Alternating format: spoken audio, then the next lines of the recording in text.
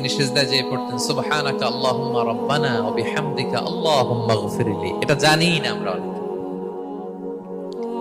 সুবহানাকা আল্লাহুম্মা রাব্বানা ওয়া বিহামদিকা আল্লাহুম্মা ইগফিরলি এর অর্থ হচ্ছে, হে আমার রব, আপনার পবিত্রতা ঘোষণা করছি, আপনার প্রশংসা আমরা করছি, আল্লাহ আপনি আমাকে ক্ষমা করে দেন, আল্লাহুম্মা ইগফিরলি। এই দোয়াটা বিষ্ণু ইসলাম পড়তেন।